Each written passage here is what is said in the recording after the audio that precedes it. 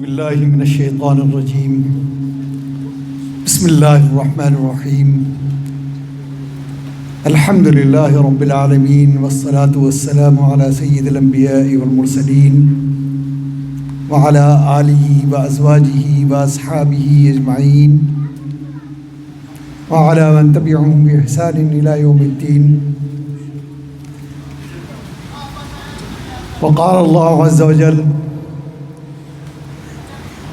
وَإِن تَعُدُّوا نِعْمَةَ اللَّهِ لَا تُحْصُوهَا وقال اللہ عز وجل اليوم أكملت لكم دينكم وأتممت عليكم نعمتي ورضيت لكم الإسلام دينا رب اشرح لي صدري ويسر لي أمري واحلل عقدة من لساني يفقهوا قولي.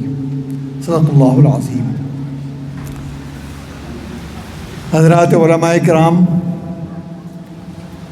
اور معزز حاضرین، رسالت مآب جناب محمد رسول اللہ صلی اللہ علیہ وسلم کا ارشاد گرامی ہے من لم یشکر الناس لم یشکر اللہ، کہ جس نے بندوں کا شکر ادا نہیں کیا اس نے ذات حق جل مجدہ کے شکر کا بھی حق ادا نہیں کیا. لہذا میں سب سے پہلے محب العلماء جناب قاری تصور الحق صاحب رحمہ اللہ کے وارث و جانشین برادر محترم جناب حافظ عدیل صاحب اور ان کے ساتھ ان جملہ شرکائے کار کے جنہوں نے اس عظیم کانفرنس کے انعقاد کے اندر اپنی محنت صرف کی، میں تہ دل سے ان کا شکر گزار ہوں کہ جن کی مخلصانہ دعوت میرے لیے اس باوقار تقریب میں شرکت کا باعث بنی. اللہ تعالی ہم سب کے مل بیٹھنے کو قبول فرمائے. بات بہت کوئی لمبی چوڑی نہیں بلکہ مختصر طور پر مجھے عرض کرنی ہے انہی دو آیات کی روشنی میں. اللہ تعالیٰ نے فرمایا وَإِن تَعُدُّوا نِعْمَةَ اللَّهِ لَا تُحْصُوهَا. ذات حق جل مجدہ نے انسان کی زندگی میں بے شمار نعمتیں عطا فرمائی ہیں. یہ نہیں کہ وہ نعمتیں بس عطا فرما دی اور ختم ہو گئی، بلکہ زندگی کا کوئی لمحہ، کوئی لحظہ، کوئی پل، کوئی سانس ایسا نہیں ہے کہ جب اللہ کی نعمتوں کی بارش انسان پر نہیں ہو رہی ہے. ہمارے ذہنوں کے اندر عام طور پر تصور نعمت کا بڑا مختصر ہوتا ہے. ہم کھانا پینا، رہنا سہنا، چلنا پھرنا، اس کو ہم نعمت سمجھتے ہیں، لیکن اس کا مختصر تعارف یہ ہے کہ انسان کی زندگی کے اندر لمحہ پیدائش سے لے کر لمحہ رخصت تک جتنی بھی ضروریات زندگی ہو سکتی ہیں وہ ساری اللہ کی نعمت میں داخل ہے. اور واللہ تو کچھ بھی نعمتیں ایسی ہوتی ہیں جو ظاہری ہوتی ہیں، جو آنکھوں سے نظر آتی ہیں، اور کچھ وہ ہیں کہ جو آنکھوں سے نظر نہیں آتی، ان کو محسوس کیا جائے گا. مثلا یہ علم یہ اللہ کی نعمت ہے، یہ شعور یہ اللہ کی نعمت ہے، یہ عقل کا ہونا، یہ وجدان کا ہونا، یہ سب اللہ کی نعمت ہے. یہ ہمارا آنا جانا، یہ ہماری زندگی، یہ سب نعمتیں ہیں.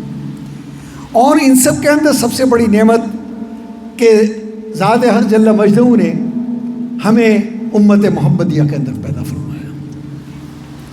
ظاہر ہے کہ نہ آنا اختیار میں نہ جانا اختیار میں، یہ صرف اللہ کی عطا. اور اس کا حضرت شاہ ولی اللہ محدث دہلوی نے لکھا ہے کہ نعمتیں اتنی ہیں، ان سب کا تو ہم کیا شکر ادا کر سکتے ہیں. صرف ایک نعمت اللہ کی اگر ہم اس کا شکر ادا کرنے بیٹھیں اور ہمیں اس طرح کی 10,000 زندگیاں مل جائیں اور ہم اس 10,000 سال کی زندگی کے اندر ایک لمحہ بھی اپنا سر سجدے سے نہ اٹھائیں، تب بھی اس نعمت کا حق ادا نہیں کر سکتے. تو اللہ نے بے شمار نعمتیں عطا فرمائی. ایک دفعہ میں بارش کے قطروں کو گننا آسان، صحرا کے ذروں کو شمار کرنا ممکن، حشرات الارض کو گننا آسان، لیکن اللہ کی نعمتوں کو شمار کرنا وہ ممکن نہیں ہے. اس لیے قرآن کریم نے بہت چیلنج کے انداز میں وَإِن تَعُدُّوا نِعْمَةَ اللَّهِ لَا تُحْصُوهَا کہ تم شمار ہی نہیں کر سکتے. تو بہرحال یہ اللہ کی عطا ہے کہ ہمیں اللہ نے جناب محمد رسول اللہ صلی اللہ علیہ وسلم کی امت کے اندر پیدا فرمایا۔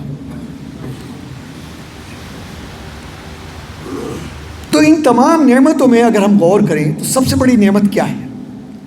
جس نعمت کو دیکھتے ہیں اس سے بڑی نعمت سامنے آتی ہے، جس کو دیکھتے ہیں پھر اس سے بڑی، لیکن سب سے بڑی نعمت جو ہے یہ زندگی ہے کہ اللہ نے ہمیں زندگی دی، کیونکہ زندگی ہے تو ساری نعمتیں ہیں، اور زندگی نہیں ہے تو کوئی بھی نعمت نہیں، ہم کسی بھی نعمت سے فائدہ نہیں اٹھا سکتے۔ اور یہ زندگی بھی کوئی یہ نہیں کہ مختصر سی زندگی ہے، زندگی کا تصور ہمارے یہاں یہ ہے کہ پیدا ہو گئے تو زندگی شروع، مر گئے تو ختم۔ یہ تو زندگی کا ایک بہت ہی محدود ترین وقفہ ہے جس کا کوئی اس پورے زندگی کے اندر شمار ہی نہیں ہے۔ ہم تو اربوں کھربوں سال سے زندہ ہیں۔ یہ دوسری بات ہے کہ ہمیں یاد نہیں ہے، اور ہمارے انتقالات ہو رہے ہیں۔ ہماری سب سے پہلی نمود اور سب سے پہلی پیدائش عالم ازل کے اندر ہوئی، جہاں ہماری حقیقت اللہ نے پیدا فرمائی، اور اس کائنات کی پیدائش سے پہلے سب سے پہلے جناب محمد رسول اللہ صلی اللہ علیہ وسلم کی حقیقت کو پیدا فرمایا، جس کو آپ صلی اللہ علیہ وسلم نے فرمایا کہ اول ما خلق اللہ نوری، کہ اللہ تعالیٰ نے سب سے پہلے میرا نور پیدا فرمایا۔ سبحان اللہ۔ اب وہ نور کوئی ایسا نہیں ہے کہ وہ چاند سورج جیسا نور ہے، یہ مادی نور ہے۔ اس نور کے اندر ہم شکلوں کو دیکھ سکتے ہیں، راستوں کو دیکھ سکتے ہیں، دنیا کی اشیاء کو دیکھ سکتے ہیں، مادی چیزوں کو دیکھ سکتے ہیں۔ وہاں نور سے مراد علم کا نور، کہ اللہ نے نبی کریم علیہ السلام کی ذات اقدس کو علم کی نور کے اندر گون دیا گیا، کیونکہ وہ اعلیٰ ترین نور ہے۔ اس نور کے اندر ہم جانتے ہیں کہ حلال کیا ہے، حرام کیا ہے، جائز کیا ہے، ناجائز کیا ہے، مرضی حق کیا ہے، نامرضی حق کیا ہے، یہ سارا اسی نور کے اندر ہمیں پتہ چلتا ہے۔ تو یہ وہ نور ہے جو نور محمدی کہلاتا ہے۔ پھر آپ کو یہی نہیں بلکہ مرتبہ یہ عطا فرمایا کہ ایک روایات کے مطابق تقریباً 1,24,000 انبیاء اس دنیا کے اندر تشریف لائے۔ جتنے علوم ان کو عطا کیے وہ سارے کے سارے رسول اللہ صلی اللہ علیہ وسلم کو عطا فرمائے۔ آپ عالم البشر، فرمایا کہ اوتیت العلم الاولین والآخرین، مجھے اگلوں اور پچھلوں کے علوم دیے گئے۔ تو علم کو دیکھیں تو عالم البشر کامل، اسی لیے ختم نبوت کے معنی یہ نہیں کہ نبوت ختم ہو گئی، قطع نبوت کے، کیونکہ رسول اللہ صلی اللہ علیہ وسلم پر آ کے علم بھی مکمل ہو گیا، شریعت بھی مکمل ہو گئی، اخلاقیات بھی مکمل ہو گئی، احوال بھی مکمل ہو گئے، ہر چیز۔ الیوم اکملت لکم دینکم واتممت علیکم نعمتی ورضیت لکم الاسلام دینا۔ تو آپ جامع العلوم بھی ہیں، جامع الاخلاق بھی ہیں، جامع الاحوال بھی ہیں۔ جتنے احوال تمام انبیاء کرام پر گزرے، جتنی تکالیف ان لوگوں کو اوپر ہے، وہ ساری کی ساری رسول اللہ صلی اللہ علیہ وسلم کے اوپر سے گزری ہے۔ اخلاقیات کو دیکھیے تو جامع الاخلاق ہے۔ آپ شاکر ہی نہیں، سید الشاکرین ہیں، آپ صابر ہی نہیں بلکہ سید الصابرین ہیں، اور آپ اخلاق ہی نہیں بلکہ آپ کو اخلاق کے اعلیٰ ترین مرتبے انک لعلی خلق عظیم، کہ جو اعلیٰ ترین درجہ ہے، کیونکہ اخلاقیات کے 3 درجے حضرات علماء کرام نے بتائے ہیں۔ پہلا درجہ ہے خلق حسن، اور دوسرا درجہ ہے خلق کریم، اور تیسرا درجہ ہے خلق عظیم۔ رسول اللہ صلی اللہ علیہ وسلم کو خلق عظیم عطا کیا۔ یوں تو جتنے بھی انبیاء کرام آئے سارے ہی جامع الاخلاق تھے، لیکن حضرات انبیاء کرام نے اپنی اپنی امتوں کو خاص اخلاق پر ان کی تربیت کی۔ حضرت ابراہیم علیہ السلام کے لیے فرمایا کہ حسن خلق حسنک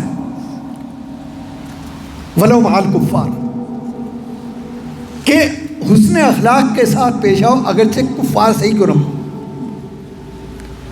موسیٰ علیہ السلام نے اپنی امت کی تربیت جو کی وہ خلق حسن پہ کی، خلق حسن کسے کہتے ہیں؟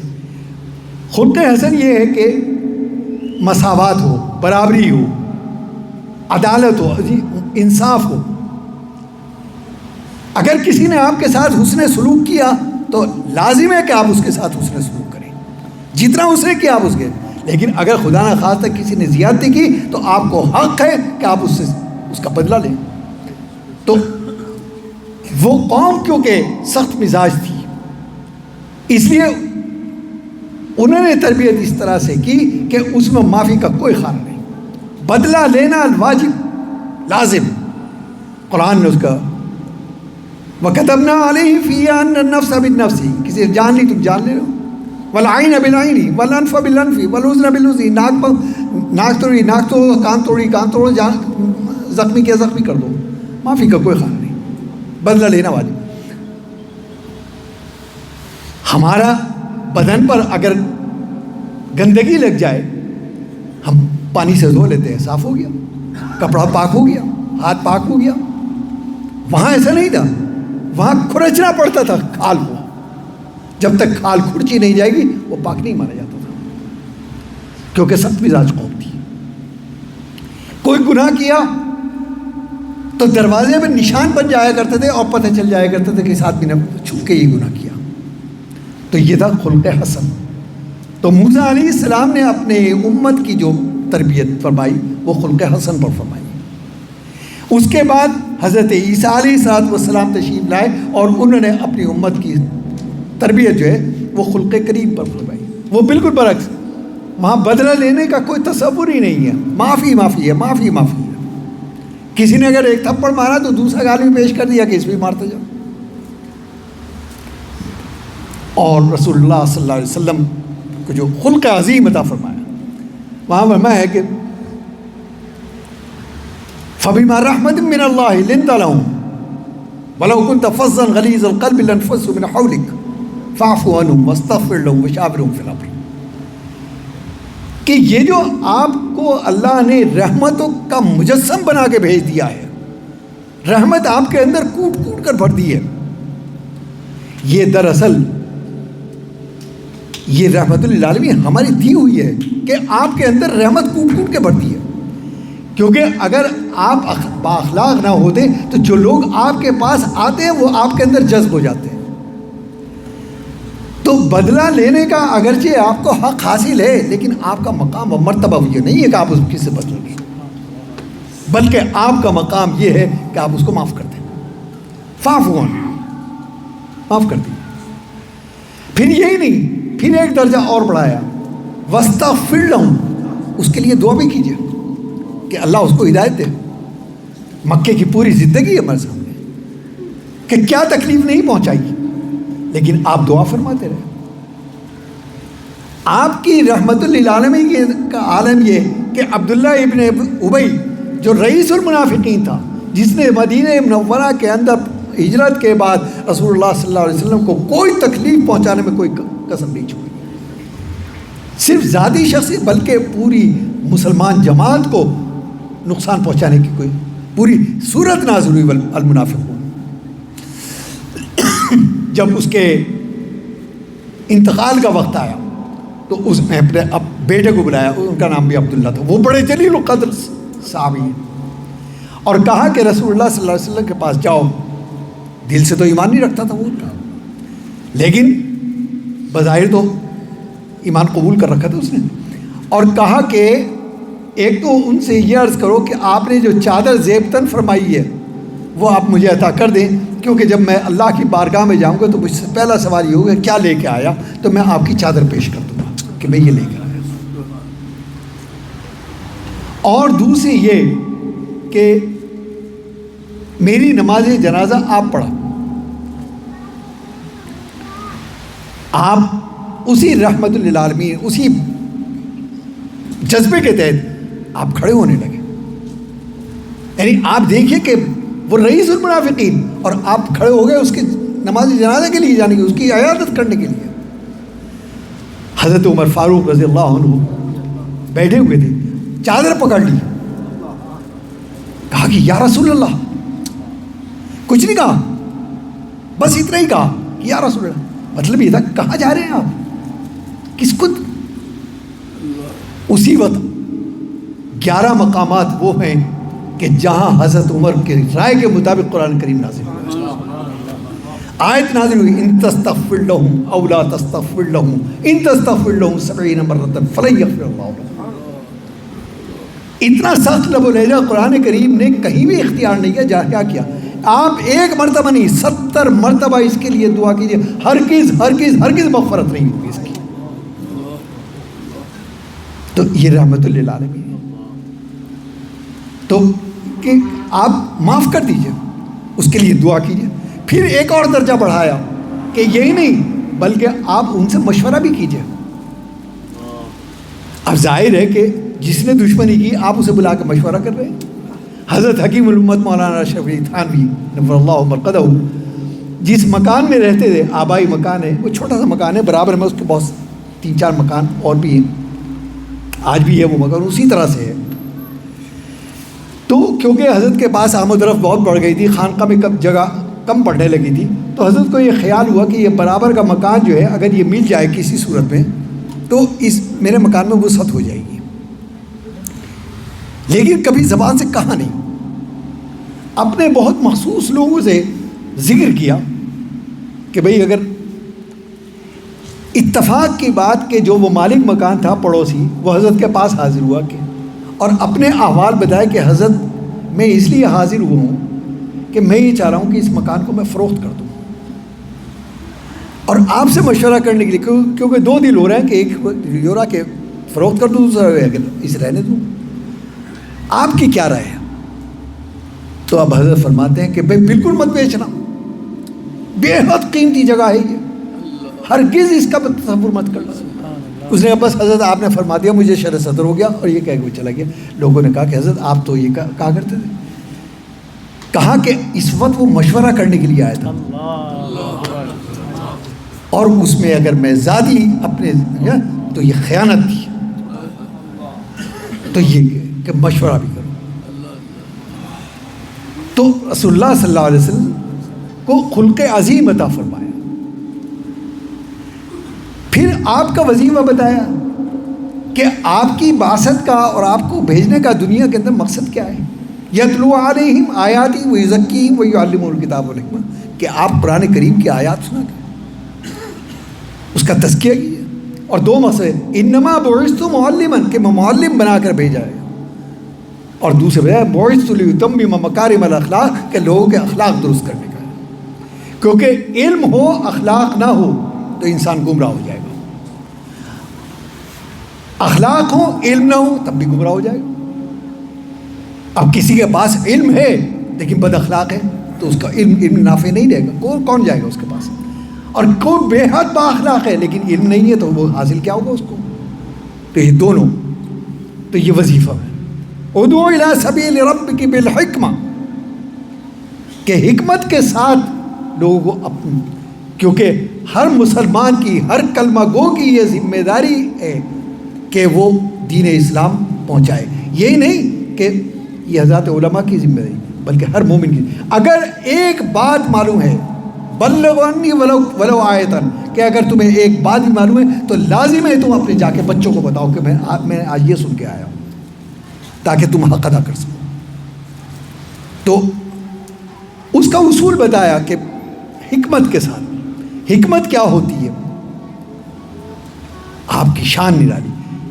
ایک شخص اس زمانے کے اندر ایک میلہ لگا کرتا تھا، عکاظ کا میلہ کہلاتا تھا، وہ حج سے 2 مہینے پہلے لگا کرتا تھا ہر سال، اور اس میں پورے جزیرۃ العرب کے ہر لوگ آیا کرتے تھے، ہر ایک علم و فن آ رہا ہے، تجارت ہو رہی ہے، اور تو ہر دور کے اندر کچھ خاص فن کو اہمیت حاصل ہوتی ہے جس کے پیچھے نوجوانوں کی ایک بھیڑ ہوتی ہے سامنے۔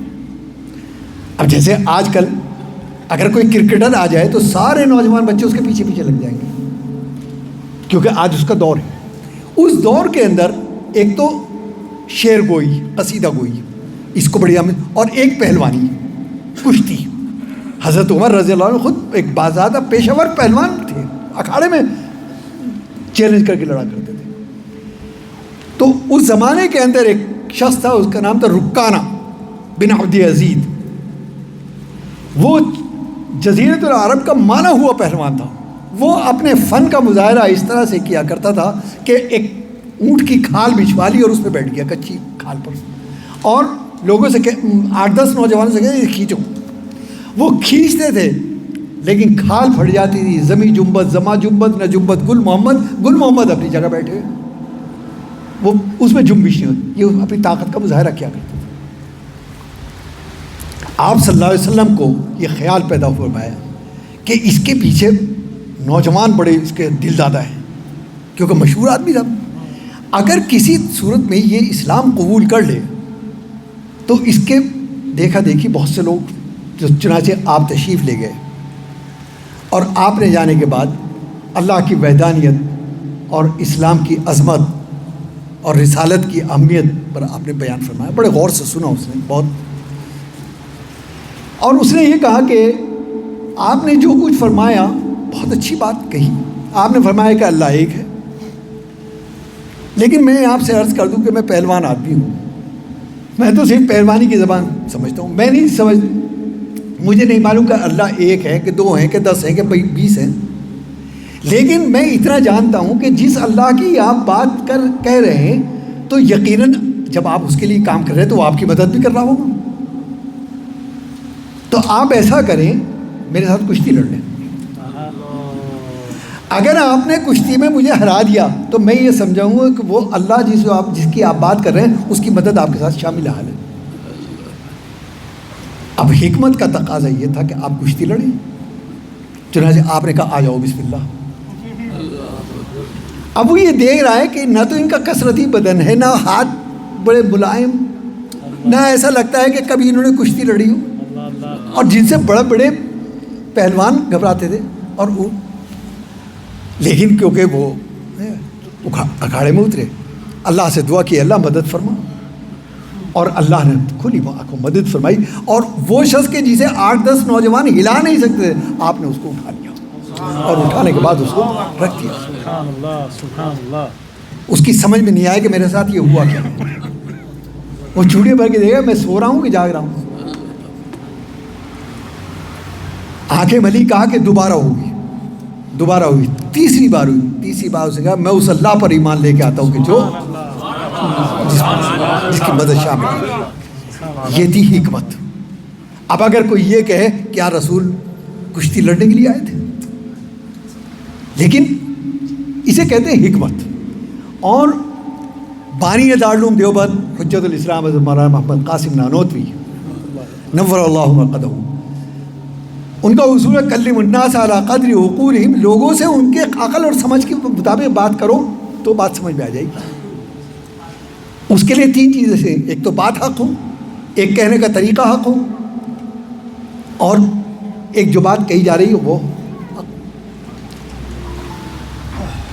ایک مرتبہ ایسا ہوا کہ ہمارے قریب ہی ایک مظفر نگر کہلاتا ہے, حضرت نانوتوی وہاں کسی سواری کے انتظار میں بیٹھے ہوئے تھے.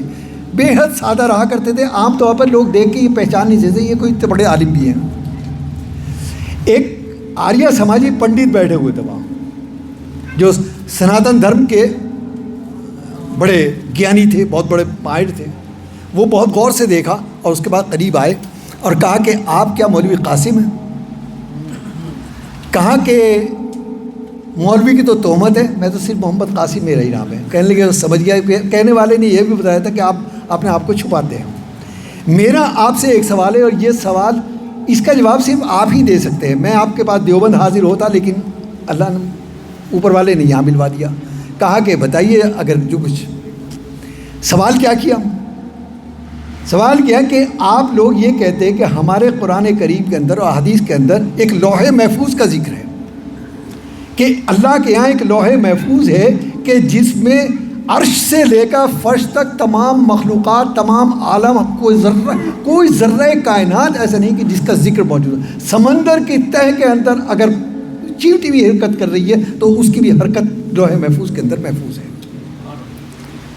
کہ ہاں کہنے لگے کہ ہم جو سمجھتے ہیں کہ لوح محفوظ جو ہے وہ ایک کتاب کی طرح سے ہے, تو اگر اس کو صفحات میں بنا لیا جائے تو یہ اتنے وہ کتنی پھیل جائے گی، وہ تو پوری کائنات اس کے لیے کم پڑ جائے گی جب ہر چیز کا ذکر اس کے اندر موجود ہے۔ تو اس کا سائز کیا ہے، وہ کتنی بڑی ہے۔ اب اگر اس کو حدیث اور قرآن کا حوالہ دیتے وہ تو نہ حدیث کو مانتا ہے نہ قرآن کو مانتا ہے، وہ کیا دلیل کو مانے گا؟ تو اس کی عقل کے مطابق جواب دیا۔ کہا کہ پنڈت جی آپ کی عمر کتنی ہے؟